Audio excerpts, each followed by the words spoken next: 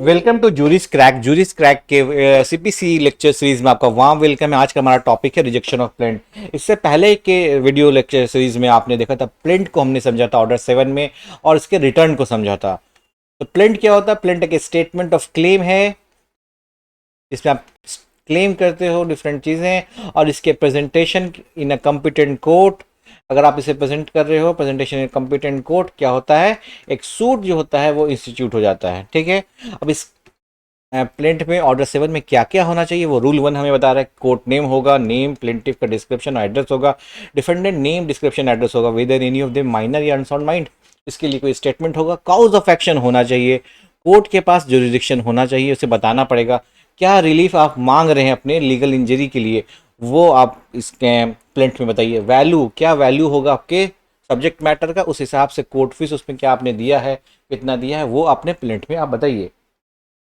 इसके बाद तीन चीज़ें होती है जब आप प्लेंट को कोर्ट में डालते हैं, प्रेजेंट करते हैं बेसिकली। तो कोर्ट के पास तीन रास्ता होता है। एक तो प्रोसीड विद द सूट, वो जैसे ही प्रेजेंटेशन हुआ अगर सब कुछ सही है, ड्यूली फॉर्म फिलअप है, आपका प्लेंट फिलअप है, तो then it will become a suit, ये कंटिन्यू होगा। इन केस अगर उसमें कोई जुरिस्डिक्शनल एरर है, ये हमने जुरिस्डिक्शन लैक ऑफ जुरिस्डिक्शन है, लैक ऑफ जुरिस्डिक्शन है, डेट मीन्स वो पिक्यूनरी जुरिस्डिक्शन हो, चाहे टेरिटोरियल हो, चाहे सब्जेक्ट मैटर। जैसे कि आपने फैमिली कोर्ट में आपने डाल दिया इंसॉल्वेंसी का केस, तो उस कोर्ट के पास नहीं है, फैमिली कोर्ट के पास एक इंसॉल्वेंसी का मैटर सुनने की पावर, ऑथोरिटी कन्फर्ड नहीं किया गया एक्ट के थ्रू, डेट मीन्स जुरिस्डिक्शन नहीं है। तो वो क्या करेगा, आपने तो प्रेजेंट किया रॉन्ग फोरम में, आपको राइट फोरम की ओर मोड़ दिया जाएगा। मतलब आपको बोला जाएगा कि आप राइट फोरम में चल जाइए जहाँ पे आपका ट्रायल शुरू होगा डी नोवो। ठीक है, ये दूसरा ऑप्शन था। याद रखिएगा रिटर्न बस डील करता है जहां पे जुरिस्डिक्शन नहीं है, और किसी केस में कोर्ट रिटर्न नहीं कर सकता है, तब क्या कर सकता है? Reject under order 7 rule 11। तीसरा option reject, very important, frequently asked MCQ है कि order reject of a plaint किस में होता है? ऑर्डर 7 रूल 11 में होता है। Once the suit is allowed to proceed, then the court is obliged the duty that before it proceed further to appropriately inspect the plaint to decide the question as to whether it ought to be returned or rejected or examine as to plaint is maintainable or barred by any law। अब देखो यहाँ तक समझने के लिए आप ये समझिए, जब भी एक सूट एक प्लेंट आता है तो सबसे पहले इसको एग्जामिन किया जाता है इस पूरे प्लेंट को कि जो भी क्वेश्चन प्लेंट में उठाए गए हैं क्या वो रिटर्न किया जा सकता है, क्या उसे रिजेक्ट किया जा सकता है, क्या इसके साथ प्रोसीड किया जाता है। इस कोर्ट की एक ड्यूटी होती है, तो it can not proceed further. अगर इसमें से ऐसा पॉइंट निकल के आता है कि इसे हम लैक ऑफ जुरिस्डिक्शन है या इसमें कुछ ऐसे पॉइंट्स है जिससे हम आगे नहीं बढ़ सकते हैं, तो हम क्या करते हैं? हम रुक जाते हैं वहाँ पे। It is a court's obligation to take into consideration different materials placed before at the juncture. Order 7 Rule 11 of CBC deal with all such suggestion where a plaint ought to be rejected at the stage on the basis of such material placed before the court. Order 7 deal करता है वैसे stage से जहां पे उस plaint को सीधा सीधा डिसमिस किया जा सकता है। क्यों किया जाता है? इस ऐसा प्रोसेस क्यों अपनाया जाता है? क्योंकि judicial time is precious and ought to be employed in the most efficient manner possible. आप ना तो ऐसे भी अपना लाखों केस पेंडिंग है, जुडिशियल वर्क, एक एक मिनट का जुडिशियल टाइम, एक एक मिनट बहुत कीमती है। तो इस तरह की बेमतलब के लिटिगेशन की ओर कोर्ट को ध्यान नहीं दिया जाता, कोर्ट ध्यान नहीं देता, उसे तुरंत में डिसमिस करता है। Sham litigations sham litigation or such means that not only waste the time of the court but also cause unwarranted prejudice and harm to parties arrayed as defendant in such litigation, thereby defeating justice। अब आप सोचिए कोई एक fake litigation, एक frivolous विक्शियस litigation, एक ऐसा litigation इसमें तथ्य वो नहीं है जो दिखाए जा रहे हैं, ये बेसिकली परेशान करने के लिए लाया गया है डिफेंडेंट को। डिफेंडेंट के साथ साथ ये कोर्ट का भी समय व्यस्त करता है, कोर्ट के साथ साथ समाज का, एक साथ ही राष्ट्र का। इस वजह से ये क्या करते हैं, ये हमारे एंड्स ऑफ जस्टिस को अचीव करने, वो एंड ऑफ जस्टिस को डिफीट करता है। In order to deal with such a menace, इसको कैसे डील किया जाए, इसके लिए कोड ऑफ सिविल प्रोसीजर 1908 में एक टूल दिया गया। वो टूल क्या है? Order 7 rule 11। इस थ्रू हम इन तरह के फ्रिवलस वेक्शियस और ये फ्रिवलस वेक्शियस शैम लिटिगेशंस को हम लोग उसी समय हम लोग हटा देते हैं। Through litigant the option to pursue an independent and special remedy empowering court to summarily dismiss a suit at the threshold without proceeding to record evidence and conducting trial। बिना किसी तरह का एविडेंस रिकॉर्ड किए और बिना conducting trial किए हुए, on the basis of evidence is it if it satisfied the action should be terminated on any ground content in the provision.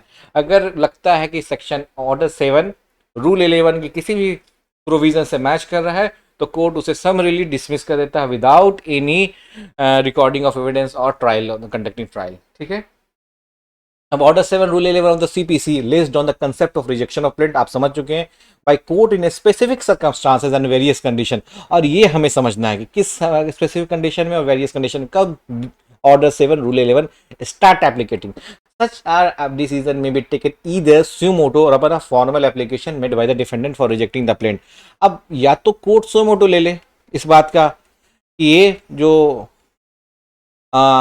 जो लिटिगेशन है ये फ्रिवलस है, शैम है ना, या फिर वेक्शियस है, या तो फिर डिफेंडेंट बताए कोर्ट को सर ये पूरी तरह से एक फ्रिवलस लिटिगेशन, एक वेक्शियस है, मुझे बस तंग करने के लिए लाया, कोई तथ्य कोई नहीं है।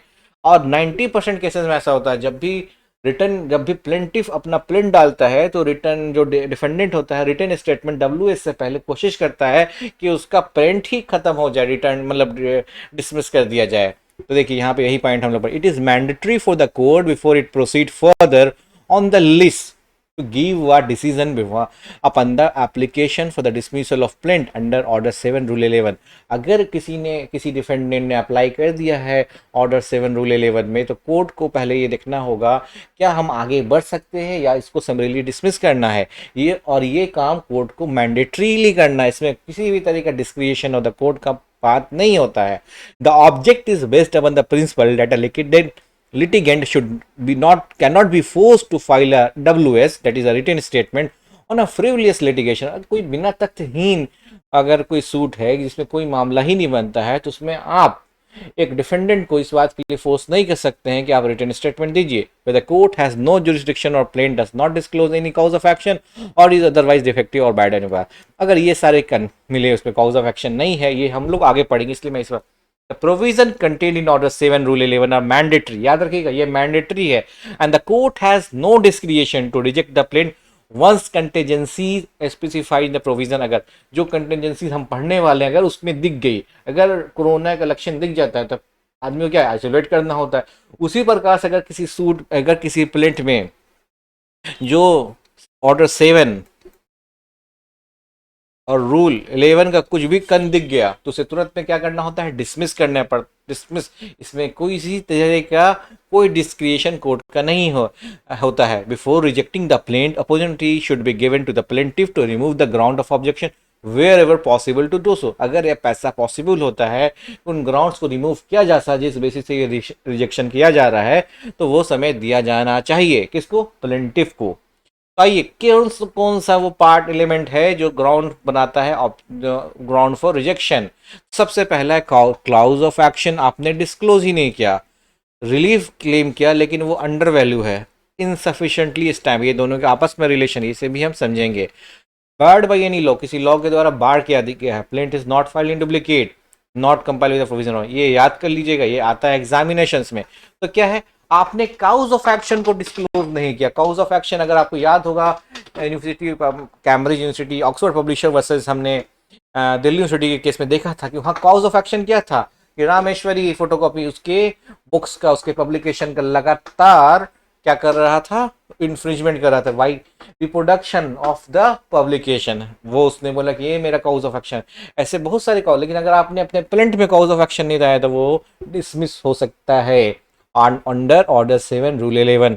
उसी तरह से रिलीफ क्लेम, आपके वैल्यू, आपकी जो प्रॉपर्टी है, इमूवेबल प्रॉपर्टी, आपकी जो प्रॉपर्टी है उसकी वैल्यूएशन है 1 CR और आपने दिखाया है वो बस मान लीजिए 1 CR है, आपने दिखाया है बस 69 lakhs।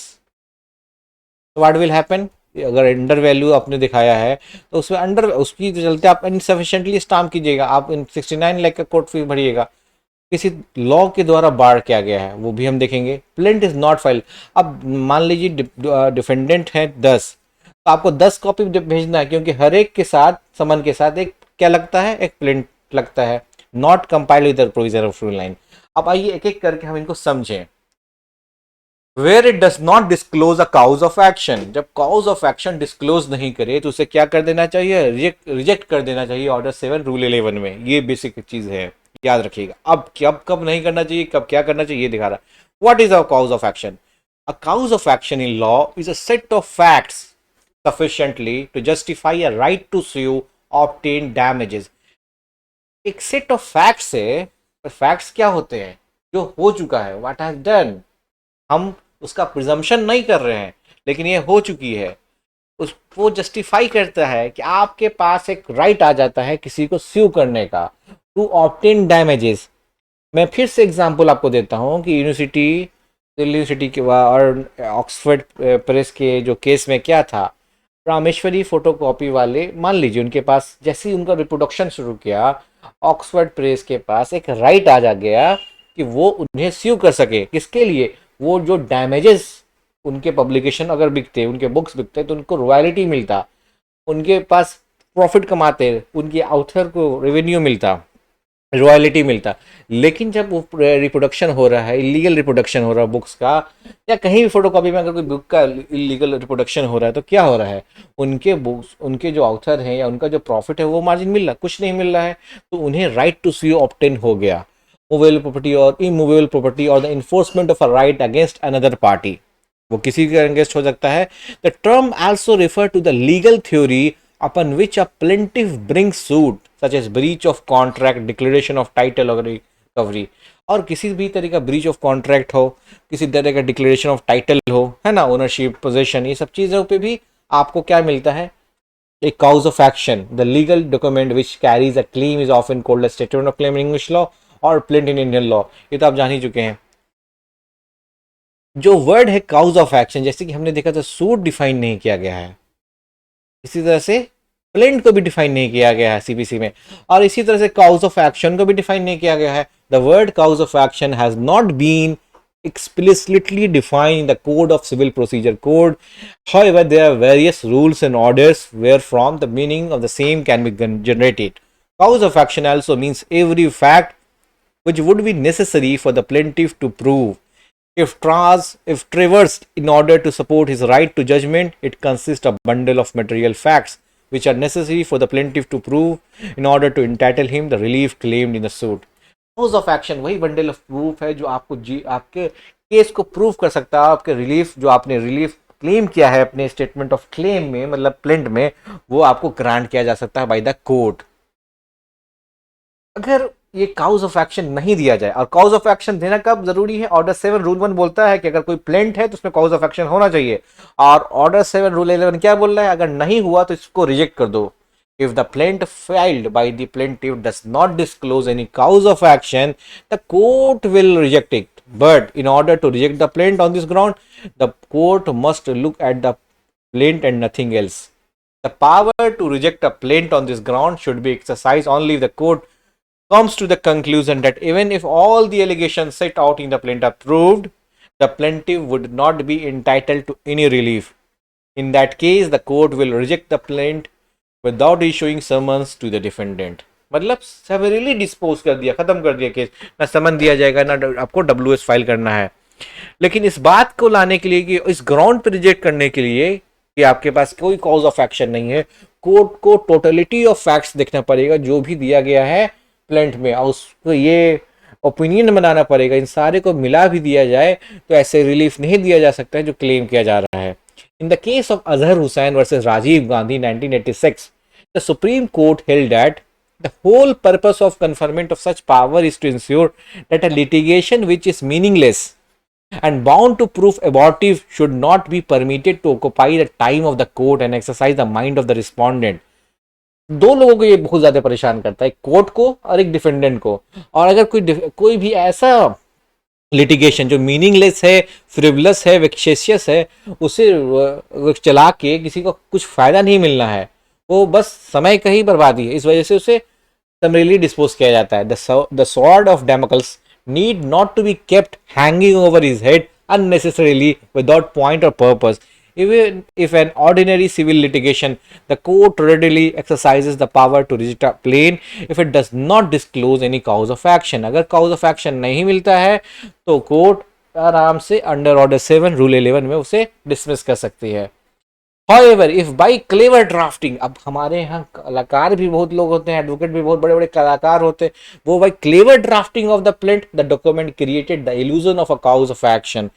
ऐसा प्रतीत होता है कि cause of action है, लेकिन सुप्रीम कोर्ट ने इसे पहचाना। In the case of Madanuri Shri Ramchandra Murthy versus Syed Jalal 2017 has observed that it should be nipped in the bud so that the bogus litigation will end at the earliest stage।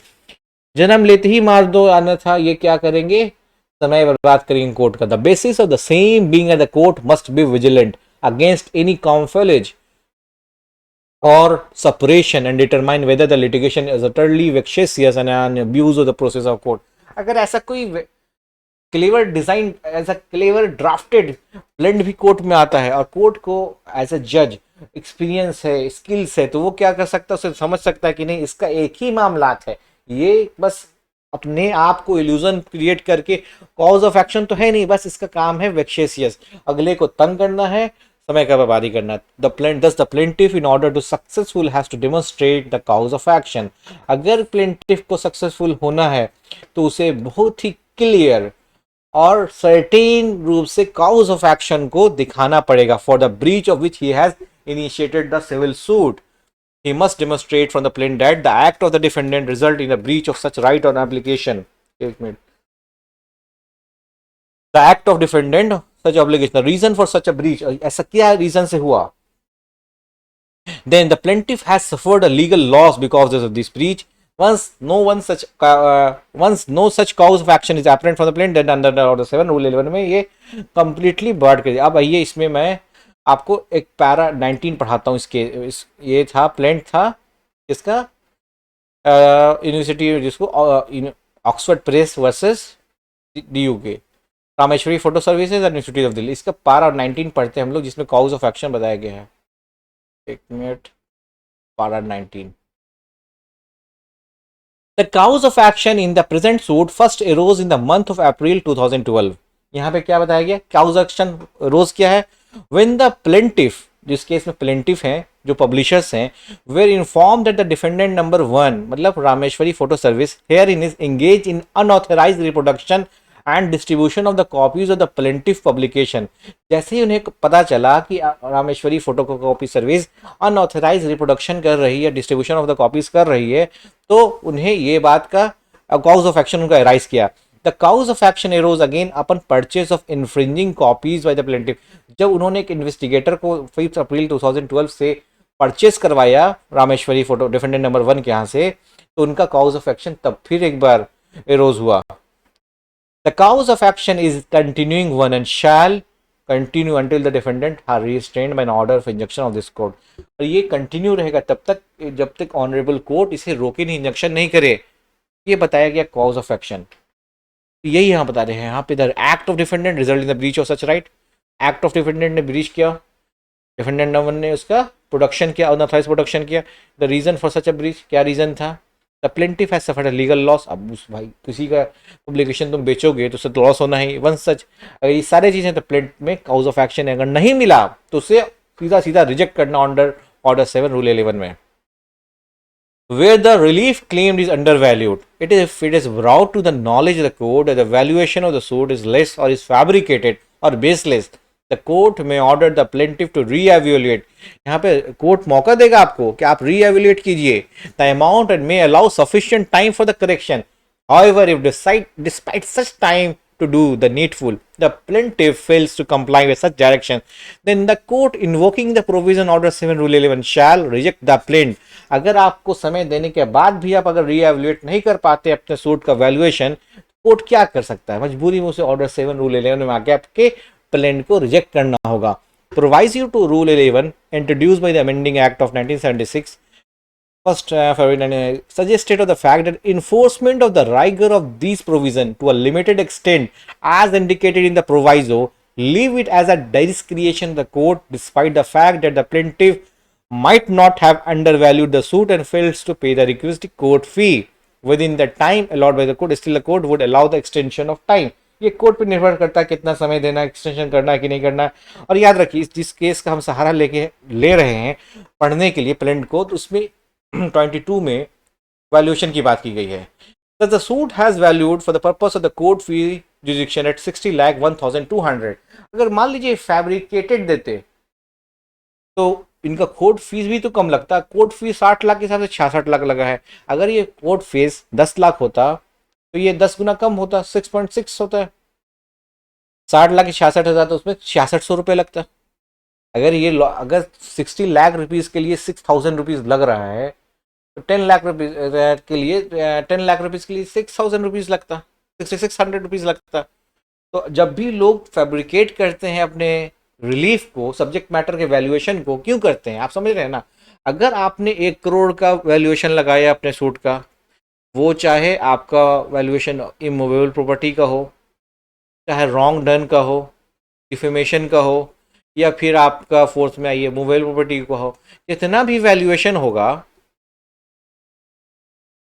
तो आप मान लीजिए अगर 2 करोड़ बताते हैं, 10 करोड़ बताते हैं, तो उतना कोर्ट फी तो आप पहले भर दीजिए। कोर्ट फी को आपको पे करना है ना।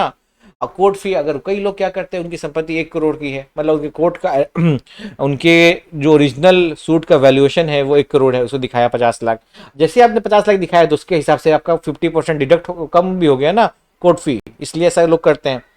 However, it was held by the Supreme Court in the Meenakshi Sundaram Chetiyar versus Venkatachalam Chetiyar 1979. The section cast a duty on the court to reject the plaint. क्या करता है, ड्यूटी देता है कोर्ट को, reject the plate when the relief claimed is under valued. अगर कोई relief claim किया गया under valued, if on the material available before, if it the court is satisfied that the value of relief is estimated by the plaintiff in a suit for accounts is undervalued, the plaint is liable to be rejected. It is therefore necessary the plaintiff should take care after the valuation is adequate and reasonable, taking into account for the circumstances of the case. आपने तो कम में करके दे दिया, defendant ने बोला sir इसका कम है, देखो रिजेक्ट करो, आप तो फंस जाओगे। कोर्ट ने सुमोटो नहीं लिया, लेकिन कोर्ट डिफेंडेंट भी तो अप्लाई कर सकता है। The Supreme Court further noted that in a suit for accounts a plaintiff may not be able to certain the exact amount for the purpose of valuation of suit.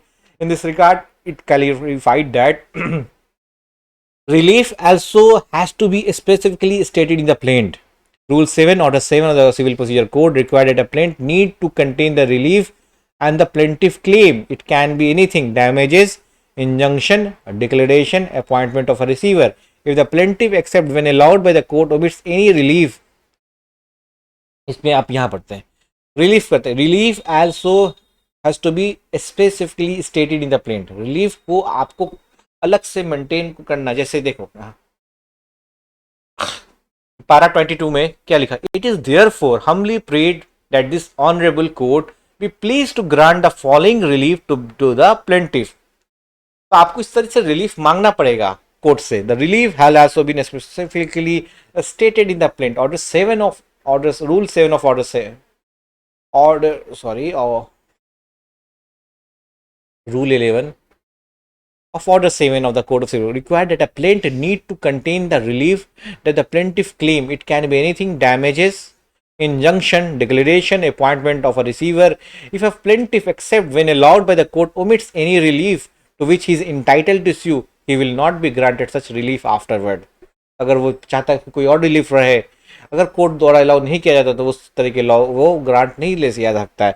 Some time the court grant relief on a different ground than stated in the plaint. The relief claim by the plaintiff for the defendant may be general relief और alternative relief.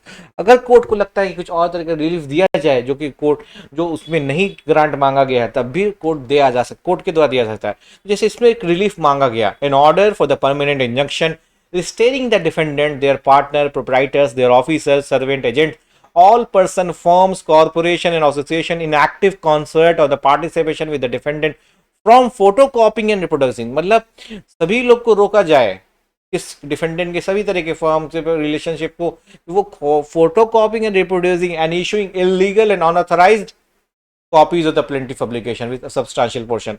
उसके books का या plaintiff के publication का कोई authorise publication नहीं हो, साथ ही साथ उसके सब्सटेंशियल पोर्शन का नहीं हो।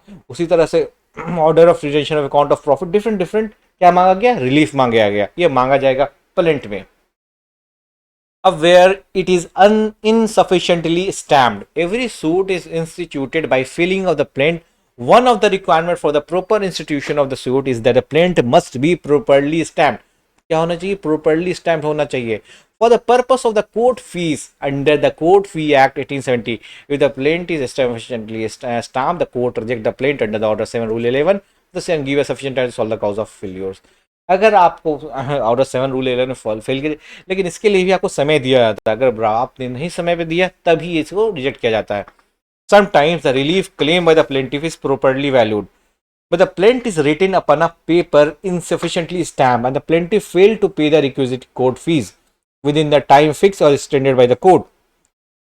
In that case, the plaint will be rejected. However, if the requisite court fee is paid within the time extended by the court, the suit or appeal must be treated as instituted from the date of presentation of plaint and memorandum of appeal from the purpose of limitation as well as the payment of court fee. Section 149 CPC. ठीक है कि अगर उसको आपने extension वाले समय में दे दिया तो कोई बात नहीं है, फिर से वो चीज सही हो जाएगा. पैसे आपको देने हैं. An appellate court under this rule read with section 107 of CPC before rejecting the plaint must allow time to the plaintiff to supply the deficient court fee. The plaintiff cannot pay the court fee. Order 33 provides for continuing the suit as an indigent person. अगर उसने नहीं पे कर पाया plaintiff तो appeal के case में क्या करना होता है? ऑर्डर 33 में उसे एज ए इंडाइजेंट पर्सन मान के केस को प्रोसीड करना होता है. Where the suit appear to be barred by any law, where the suit appear from the statement in the plaint to be barred by any law, the court will reject the plaint. The bar so created, ऐसा बार लगा दिया कि आप civil court में जा ही नहीं सकते हैं. Bar so created shall involve the suit which are apparently filed beyond limitation. However, if the question of limitation relate to the merit of the case, the same will be decided with the other issues and not at the outset. The shall not be a ground for the rejection of plaint. अगर किसी law के द्वारा उसे बार कर दिया गया, for instance where in a suit against the government, अगर किसी आपको सूट फाइल करना है गवर्नमेंट के against, the plaint does not state that the notice as required by the section 80 of CPC has been given, the plaint will be rejected under this clause. अगर एक government के under, अगर government के against आपको कोई suit file करना है तो आपको नोटिस सर्व करना ज़रूरी है.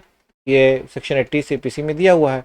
और इस बात का उल्लेख, अगर इस बात को आप नहीं लिखते हैं अपने प्लेट में तो इसे रिजेक्ट किया जा सकता है इस क्लॉज में. Where proper procedure of institution of suit is not followed such as consent of advocate general is not obtain under section 82.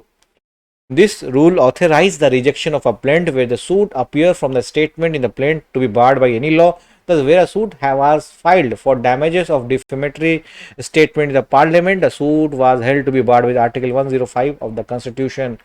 अगर जहाँ पे बाढ़ लगा दिया जाए किसके द्वारा, स्पेशल एक्ट्स के द्वारा, कॉन्स्टिट्यूशन के द्वारा, तो वहाँ पे आप किसी तरह का सूट फाइल नहीं कर सकते हैं. उसे कोर्ट क्या करता है? समरीली डिसमिस करके एज अ रिजेक्ट कर देता है अंडर ऑर्डर 7 रूल 11.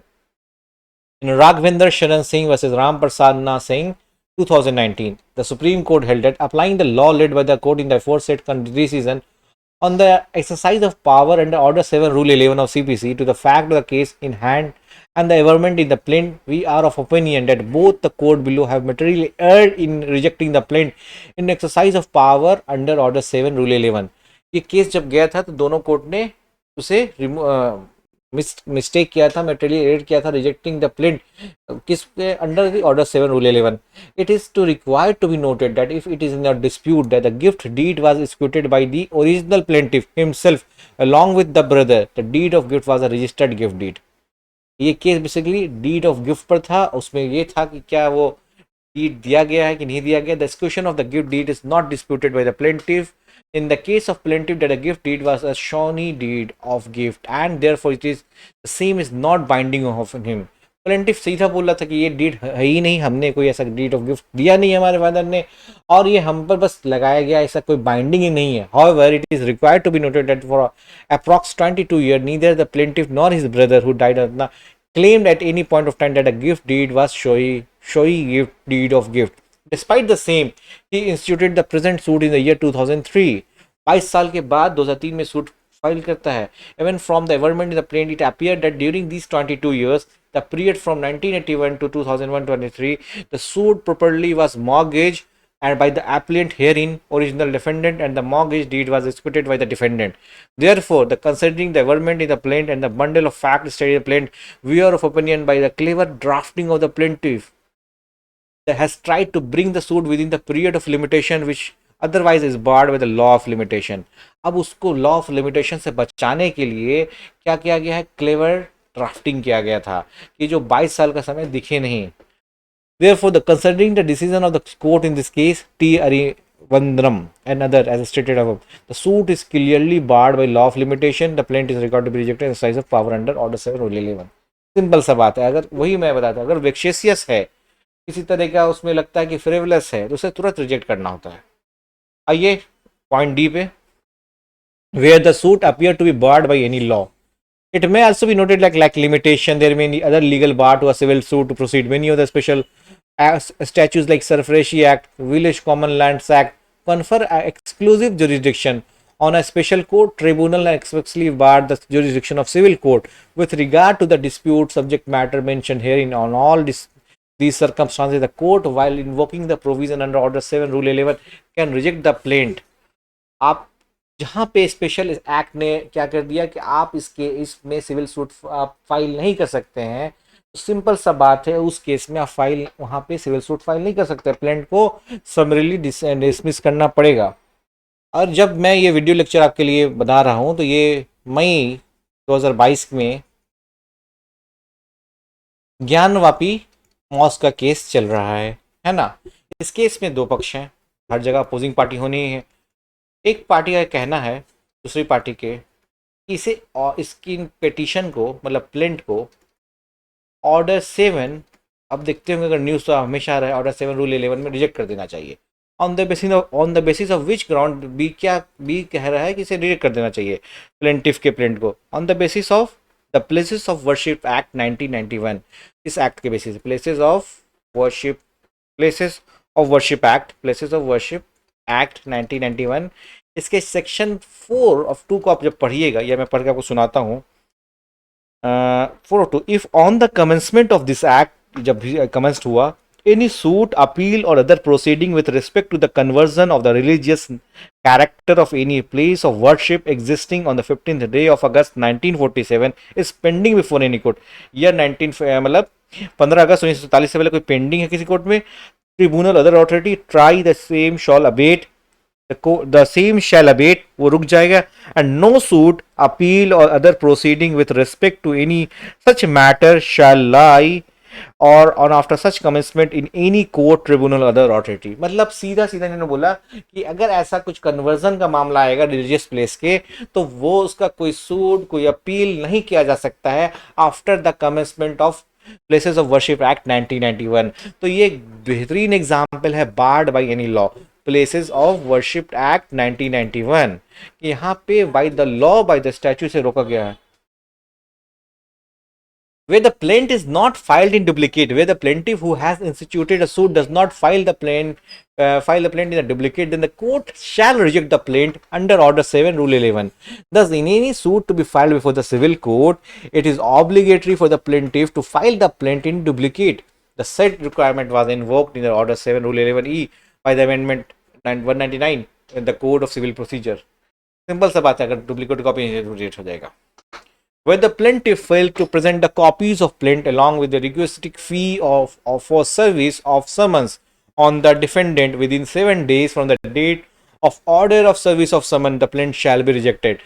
सर्विस करना है ना, किसका सर्विस, समन का आपको सर्विस करना है, तो ये समन का सर्विस करने में कुछ तो कॉस्ट लगता होगा, इसको विदिन 7 days आपको पे करना, अदरवाइज आपका प्लेंट तब भी रिजेक्ट किया जाएगा. This provision was again invoked by 199 amendment in CBC with the purpose that the plaintiff shall be more vigilant in pursuing this litigation without resulting in the wasting of the time of the court. आप अगर नहीं सचेत हैं तो court को क्या, मैं court dismiss करे, हटाए ऐसे लोगों को. The ground that are provided under this rule for rejection of a plaint are not exhaustive. If any other relevant ground is met out, the case can be rejected. Thus, if the plaint is signed by the person who not having authority to do so, if failed to rectify the same within the time granted by the court for curing the defect, the plaint can be rejected. ऐसा नहीं कि जो 6 point हमने पढ़ा कि cause of action नहीं होने से, रिलीफ नहीं मांगे जाने से, उसके बाद क्या था, इन सब्जेक्ट वैल्यूएशन अंडर वैल्यू कर देने से, अंडर वैल्यू या डिफिशिएट कोर्ट फी कम कर देने से, उसके साथ बार्ड बाय एनी लॉ, जो हमने देखा एग्जाम्पल। साथ ही साथ रूल 9 का मतलब अगर समन के लिए अपने समन के कॉस्ट के लिए, समन के सर्विसिंग के लिए आपने कॉस्ट नहीं जमा किया, तब भी आपको रिजेक्ट किया जाएगा। ऐसे सॉरी, इनके इस 6 के साथ साथ अगर साइन वैसे व्यक्तियों के द्वारा नहीं किया जिनका अथॉरिटी है, मतलब कुछ ऐसा भी केस आ जाता है, तब भी इसे रिजेक्ट किया जा सकता है। जैसे आप लास्ट में एक चीज़ आपको मैं और दिखा ही देता हूँ।